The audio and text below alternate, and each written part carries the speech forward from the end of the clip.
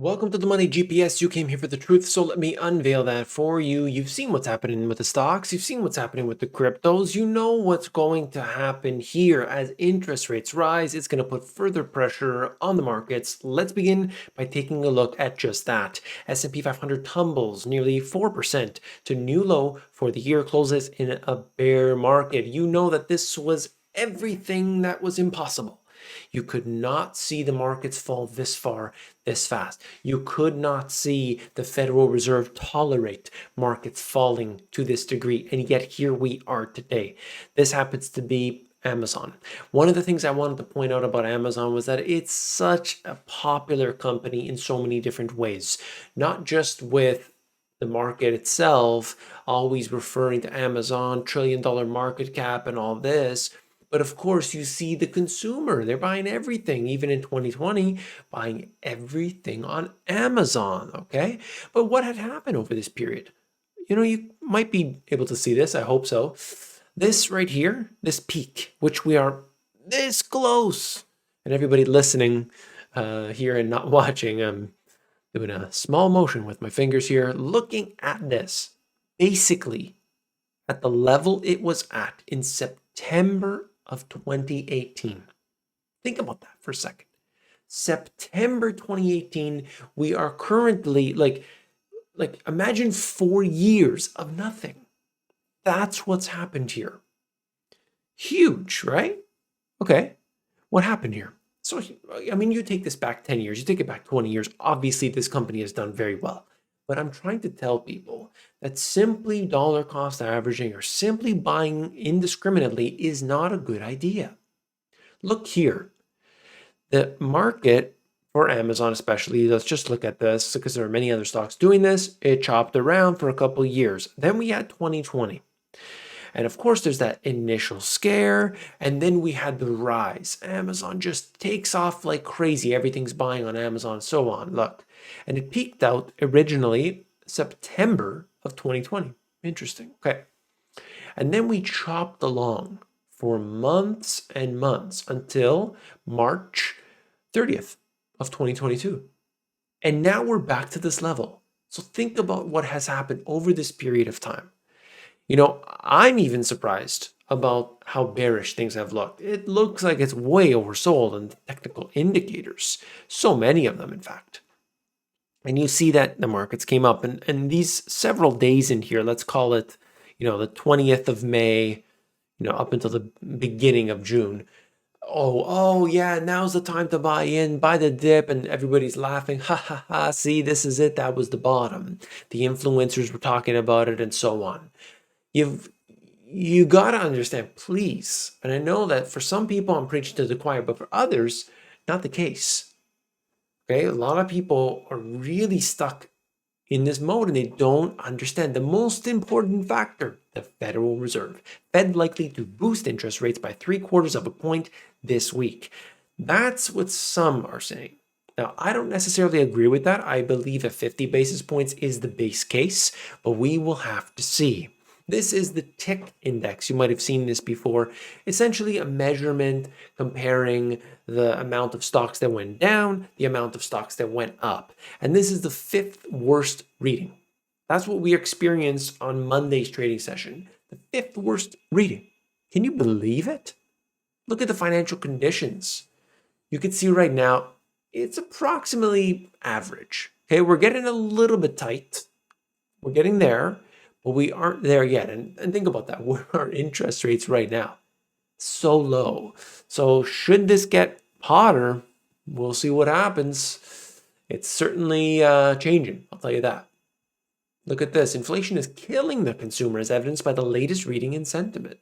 So this is measured in different ways. This happens to be the University of Michigan Consumer Confidence, bad buying conditions for large household durables due to high prices, accelerating to a level, in fact, the worst we've seen. I think actually it goes back 80 years, but anyway, that's what you're seeing here. And why? It's inflation. It's price inflation and the fact that despite people's wages overall have gone up, the median wage, by the way, still, I think it's like 34,000 or something. But ultimately, we see that people are unable to afford things. Everything is risen considerably at this time. I wanted to mention something very quickly. In the link in the description, right at the very top, that's my new channel. On that new channel, I am getting into things that, it's super condensed information, unlike what I cover on here. It's different stuff. The Money GPS Alpha is what you got to check out. That's the shareable stuff. That's the stuff you can send to your brother, to your uncle, to your neighbor, to your coworker to get them interested and woken up to the reality of the situation that we live through. Link in the description right at the top. With higher end consumer sentiment collapsing even faster. What's that? Can you believe it? Not the median salary of 34. Look, consumer sentiment, families with income greater than $100,000 a year. This has dropped. I mean, this goes back to the 90s. We have not seen this before.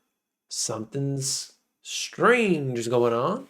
Continued fall in buying intentions for durable goods paints a challenging picture for the goods personal consumption growth. You look at that same situation there, okay? What about this? Inventory problems are already apparent in retail. There is a major mismatch between the year-over-year inventory and revenue growth. So we're looking at this. I mean, what do we see here? What the concern is, Target, Walmart, and others, they have way too much inventory at this time. And the expectation is that they will not be able to grow from this point. This is a stagnant point. This is slow growth. Stagflation, some say, others say much, much worse than that. And, you look at that in many different ways. That's what you need to know. Walmart, Walmart and Target were the ones that came out in the news, but there's many other companies like it. Too much inventory, knowing that this less sales, you got a problem with your revenues, with your growth. Real inventory levels for consumer goods are on the rise. Wholesale and retail durable goods plus apparel inventory in real terms. Looking at that, you can see it's an extreme level, to say the least. Okay, that's that. We have this. Looking at what's going on with China. I know you've been seeing it. I know there's so much talk about it. Is China the one to buy right now? Well, I made a video about this previously, and it made it very clear that if you wanted the biggest contrarian bet, that you should go for China. I didn't advise it. I'm not advising anybody do anything. But certainly because it's been hit so hard, and the government. Okay, actually a couple of things.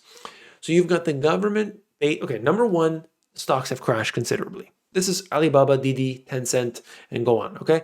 All of these stocks punished, okay, over the last while. The second thing is the fact that the government really squeezed it, really tightened it, and now apparently starting to loosen. So they're lessening the amount of constriction, and that gives the stocks some attractiveness. I believe it was Didi who bounced like 40% in a single day because of the lessening of the restrictions. Okay, so there was a real tightness on Alibaba, on Ant, all these different businesses within.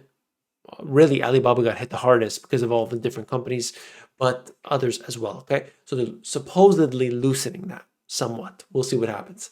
And then the third thing is that basically they're extending a lot of capital. So they're trying to reverse in what they were doing before, which is tightening at a time when everybody else was pumping the cash in. And why did China do that? I think it's important to understand this. So China is the export capital of the world. There's no doubt about it, manufacturing and so on. So when the whole world started to shut down, all the factories were shutting down and everything, China closed down. This happened, if you remember, this happened around the Chinese New Year. And in my experience, from what I know, the factory supplier shut down for one additional week. That's my experience. Maybe completely different for other people. One extra week and they were back up and running. Yeah, there were restrictions and this and that, but they were back up and running after 1 week. So what does that tell you? They knew that they were going to receive money from abroad and energy from abroad and be able to continue the machine, knowing that there's going to be a time in the future in which things will slow down when all the stimulus fades away, and then they can turbocharge so that they can grow and go beyond. That's what I see. We'll see what happens, of course. I don't know. But that's, each of the steps here. So this is basically just JP Morgan's head quant saying Chinese shares may rebound after long sell-off. Who really knows? But we'll see what happens. Okay. Trying to listen to one guy or another is never going to be a good idea, in my opinion. DHL warns supply chain won't recover to pre-2020 levels in 2023. Okay. Next year, there won't be a recovery. That's what they're saying. Conditions are improving, but it will take more time. More goods heading to the US and Europe ahead of the year-end holidays. So when I look at this, you got to understand where the stuff is coming from, where it's going to, and what type of freight are we talking about here? Is it agriculture? Are we talking about commodities? Are we talking about consumer stuff? Right now, consumer stuff is looking like it is in less demand. Very clear. Target, Walmart inventories. Okay, we see that. Commodities, on the other hand, maybe like oil, well, that might be a different situation. I mean, you can see what's happening with the oil price right here, $120 a barrel as I record this video. You see Libya oil shutdown expands with threat to close a new port. So here we are again, constraining the supply. Many different ways this is happening, right? And then we have this. With all of this, with the inflation, with what's happening with oil, with gasoline prices, with the potential for much more slowdown and stagflation, people are basically voting with their feet. Okay, thousands of Californians are fleeing to Mexico amid the soaring cost of living in the Golden State. Americans taking advantage of work from home are reaping the benefits of U.S. salaries while living off of Mexico's cheaper lifestyle. This is not just Mexico's people going a lot of different countries. I have heard from you. I know, and my friends, by the way, in Mexico right now, raise your hand. Let me know you're from Mexico. I want to hear from you. And if you see other people coming, some expats coming your way, let us know in the comments below. If anybody has any thoughts about Mexico as well, let us know. Let's get that discussion going. It's not just Mexico. I've heard about many different countries. South America, there's a few. Portugal's become popular, less popular now because they started to close down a lot of their attractiveness. Dubai is one example. I mean, people are going to places, as nomad capitalist likes to say, go where you're treated best. I think it's important that we see changes happening, positive changes, and we need to see that. And I'm not sure if we're going in that direction. For me, I want peace. That's what I want. I would love to see more peace. I would love to see more stability. I would love to see people having prosperity. And that's it. If you support this message, if you support the channel, hit that thumbs up button. When you do, you're telling the algorithm, hey, check this guy out. Okay, real important. And don't forget to subscribe because this channel is at 282,000 and I'm trying to get all the way to 282,000. Yes, that's right. Inside joke. For all my friends, part of the 282 Club. I'll see you on the next one. Take care.